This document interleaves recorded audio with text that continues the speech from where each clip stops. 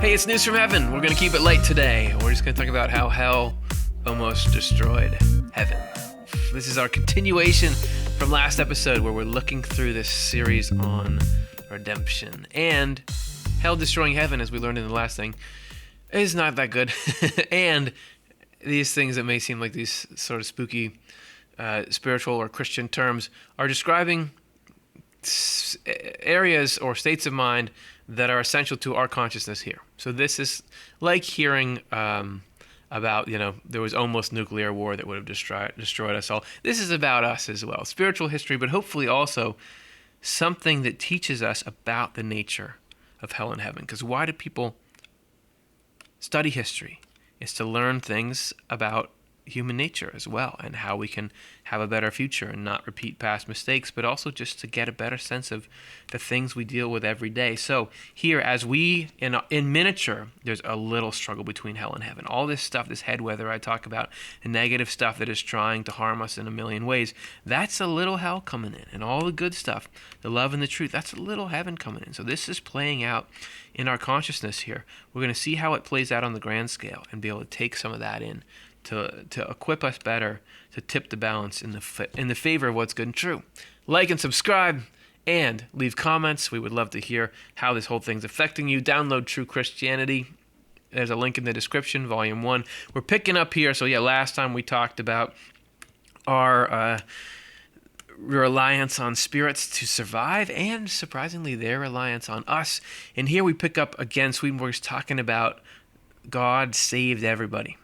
God came in and did this mission that allowed us to survive. This was the Jesus Christ mission, God in human form. If there had been no redemption by the Lord, injustice and malice would have spread throughout the Christian realm in both worlds, the earthly and the spiritual. Swedenborg talks about people, whatever really sticks in your mind, the mind is what is the spirit. So the mind is what transitions into the next life. Right? That's the part we take with us. You do take your personality, your motives, the things that you have pursued. So things like religion do travel. Some of us are more adamant about those concepts that are in our heads. More others are more, willing to be persuaded one way or another. But he definitely talked about those spheres of influence, that those ideas do remain, and that negative ideas, really bad interpretations of religious ideas, can really pollute whole groups in the spiritual world.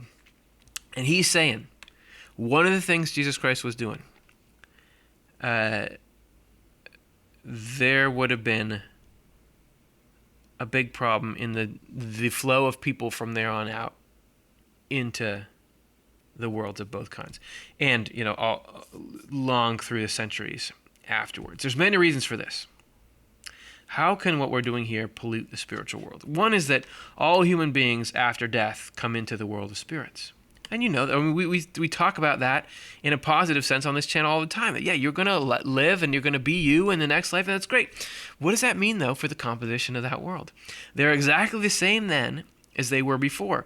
When they first enter that world, none of them can be prevented from interacting with parents and siblings and relatives and friends who have died. This is often our message of hope, saying, look, you're going to see the people that you love there, and that's so great. What's the flip side of that, though? At that time, every husband first looks for his wife, and every wife looks for her husband. Their spouses, as well as their family and friends, introduce them into various social groups. You think the people that you love who have died, they're already there. And they already have friends that they've made. But these social groups include people who are outwardly like sheep, but inwardly like wolves.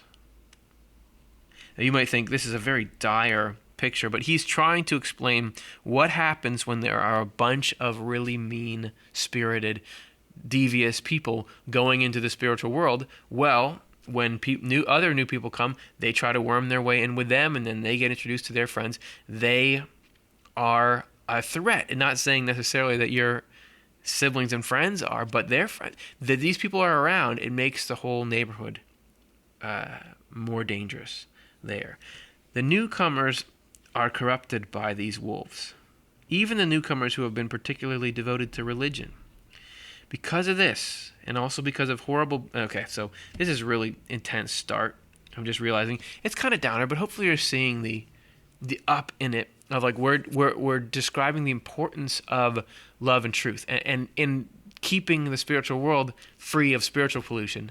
So this is another thing you're doing when you're going through your day, fighting your little battle here, is you're trying to become a person that's more yellow highlighter than black pen.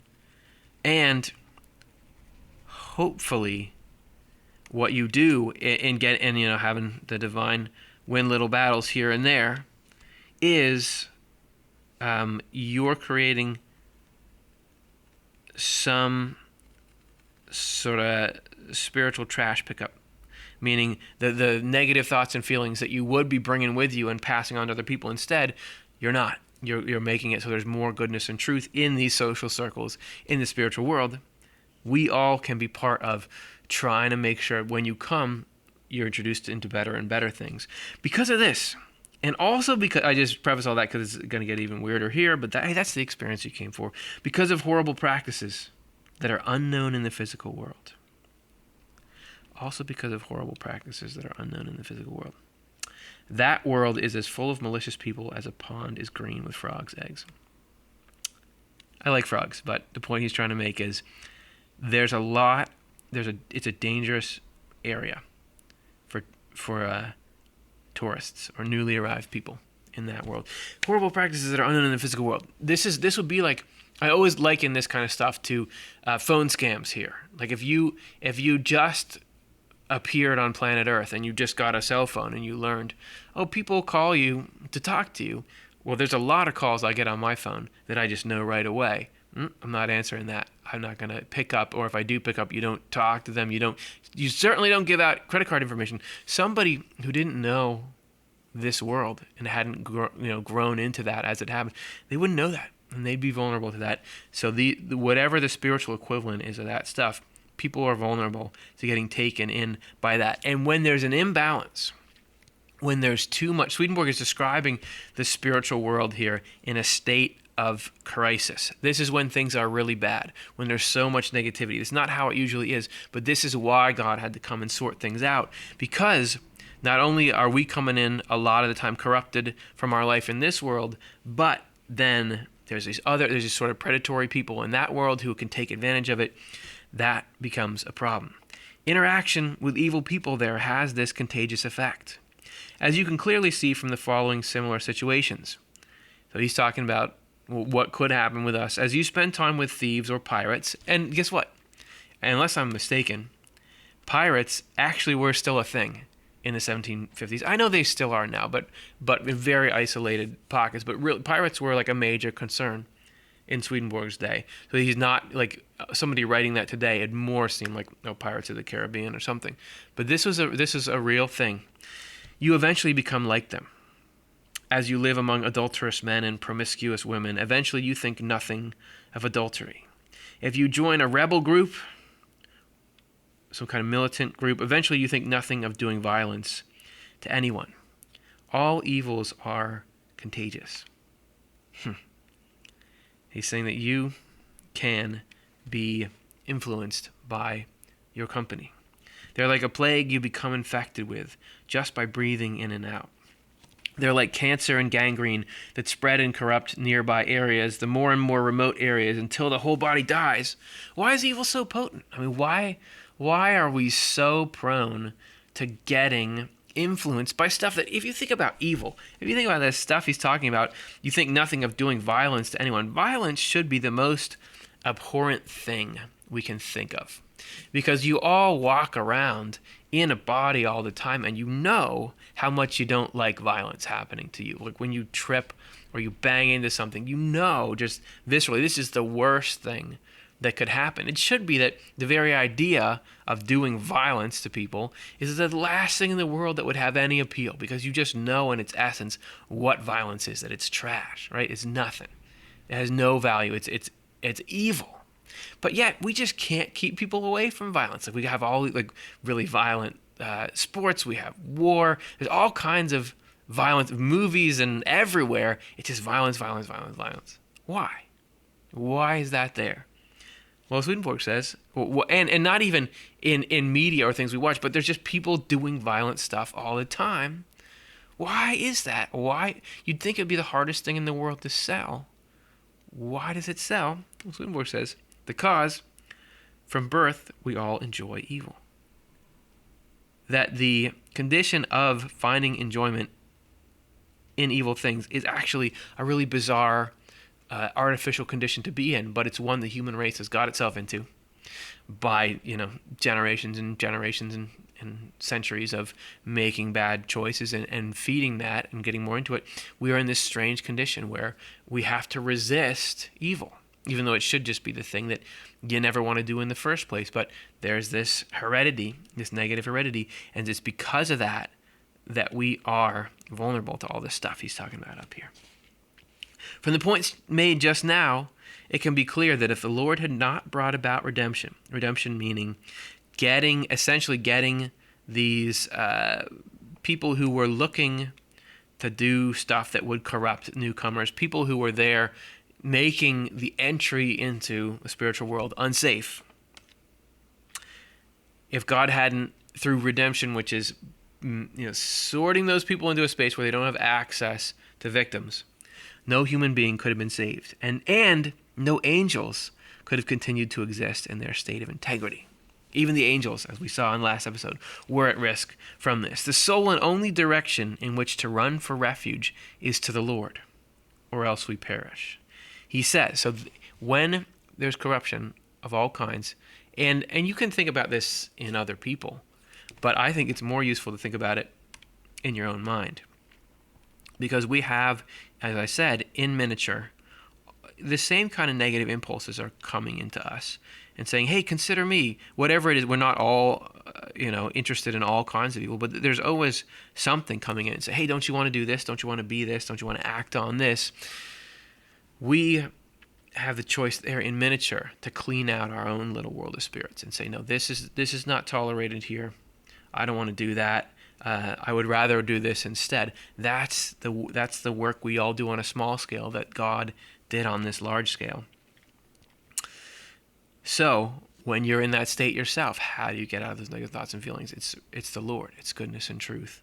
Selfless love for the whole human race. This is what we've got to go to, or else we don't die like stop existing, but we die like start to love evil. That's what spiritual death is. He says, live in me, and I shall live in you. Just as a branch cannot bear fruit by itself unless it lives in the vine, the same goes for you unless you live in me. I'm the vine, you are the branches. Those who live in me and I in them bear much fruit, for without me you can do nothing, and especially nothing that's going to lead to heaven. If any do not live in me, they're cast out. Once dried, they are thrown into the fire and burned, which sounds like pretty intense revenge, but this is not talking about a punishment from God. This is talking about this very same thing. Loving what's evil is spiritual death. So you're burning, as we just talked about in our show, What is Hell Really Like? That is the passion for evil, this desire for violence and other things that I was just talking about. That might feel like, oh, this feels good, I like this, but it's destroying your soul. That's what it's saying. Yeah. The Lord therefore redeemed not only people, but also angels. Even angels. So how is, okay, I get how people are at risk, but how is heaven at risk here? Let's see what we can find. This follows from something stated in the previous point. No angels could have continued to exist without being redeemed by the Lord. The following reasons supplement those already given. The first reason, at the time of the Lord's first coming, and I think at the top when he was talking about the Lord's second coming, anyway, at the time of the Lord's first coming, the hells had risen so high that they filled the entire world of spirits that is midway between heaven and hell, which you may have heard from Swedenborg if you're studying this stuff, that there's a here's the physical world, then there's the world of spirits, and then there's heaven. Physical world is kind of the physical equivalent of the world of spirits there, and then you have, I guess these H's aren't very useful. Hell, heaven just takes so long to write with this pen.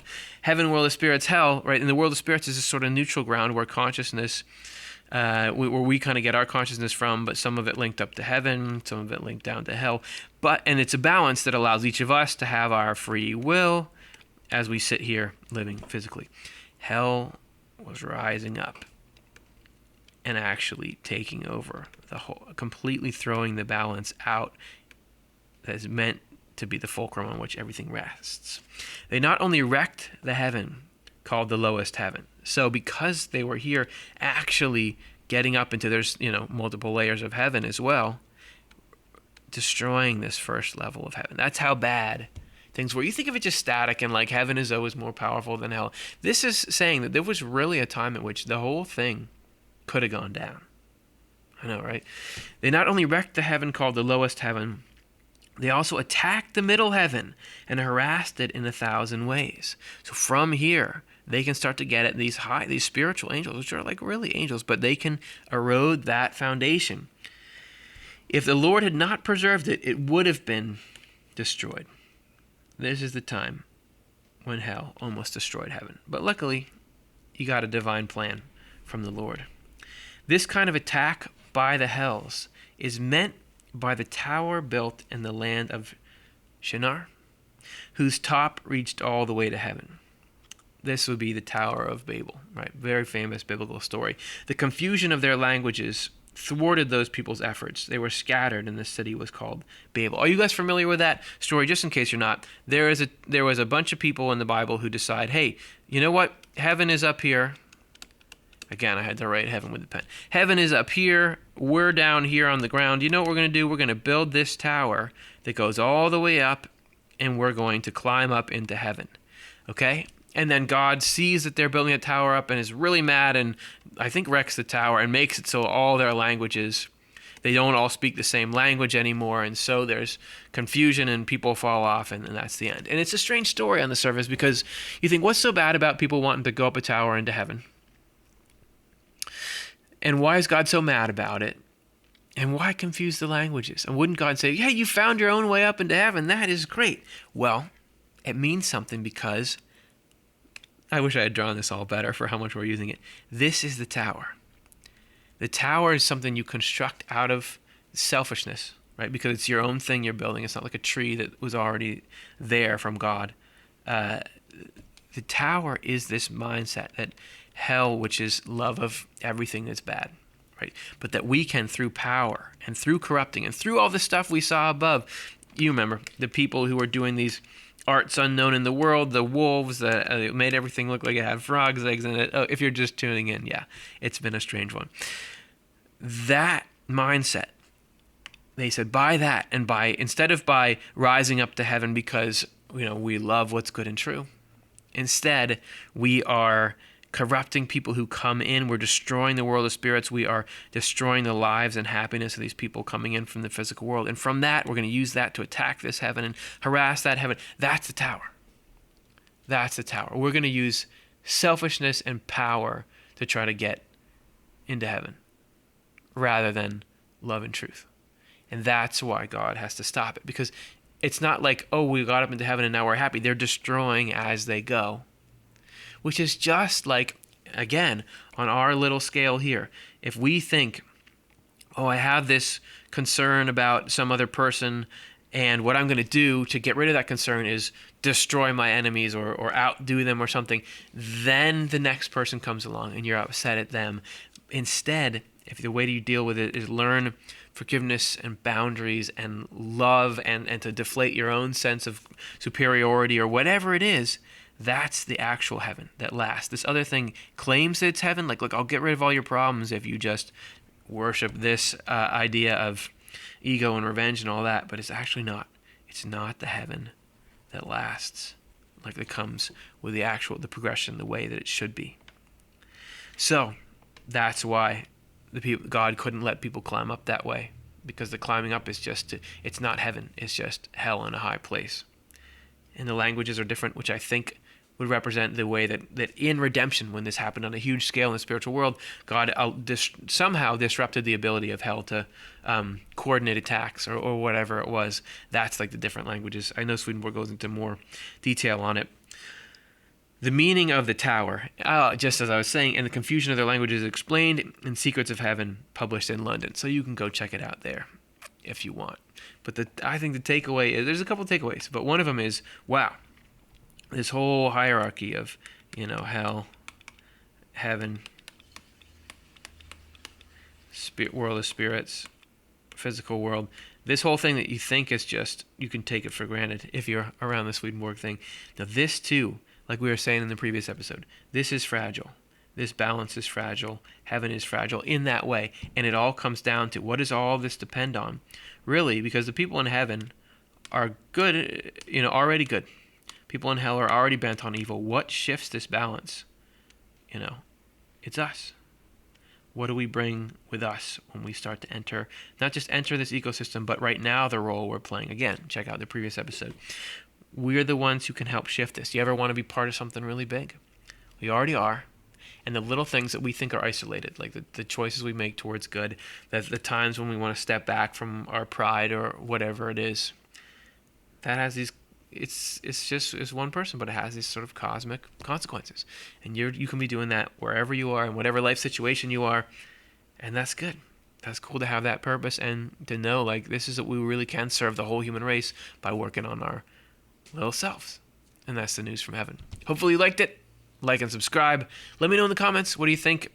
I know this was an intense one. Thanks for getting through it with us. But hopefully, I always find no matter what I'm digging into in Swedenborg, I can come away more affirmed in purpose of, like, oh yeah, this is what's really valuable, is trying to make sure that I try to look at other people and love the goodness in them as I would myself, and try to be kind and humble and the kind of person that people would want on the planet Earth. So let's go for that. All right. Talk to you soon.